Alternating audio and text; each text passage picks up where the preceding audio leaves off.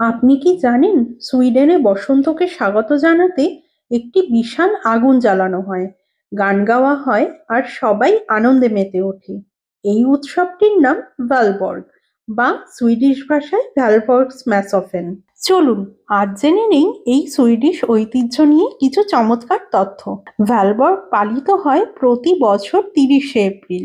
এটি শুধু একটি উৎসব নয়, বরং সুইডেনের প্রকৃতিতে নতুন ঋতুর সূচনার প্রতীক। দীর্ঘ শীতের পর যখন দিন বড় হতে শুরু করে, তখনই মানুষজন বসন্তকে স্বাগত জানাতে রাস্তায় বেরিয়ে আসে। এই উৎসবের মূল আকর্ষণ হচ্ছে বিশাল আগুন জ্বালানো, যাকে বলে মেব্রাসা। অনেক আগে এই আগুন ব্যবহার করা হতো বন্য পশু দূরে রাখার জন্য। এখন এটি একটি প্রতীক, পুরনোকে পুড়িয়ে ফেলে নতুন জীবনের সূচনা করার।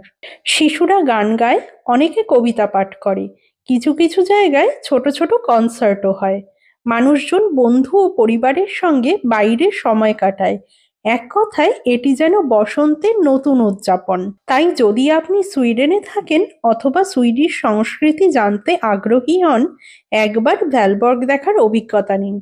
গানের ছন্দে, আগুনের উষ্ণতায় আর বসন্তের আলোয় মিলে যাবে এক অনন্য আনন্দ। আপনাদের যদি ভিডিওটি ভালো লেগে থাকে তাহলে লাইক দিন, চ্যানেলটি সাবস্ক্রাইব করুন এবং জানান আপনি কোন উৎসব সবচেয়ে বেশি ভালোবাসেন।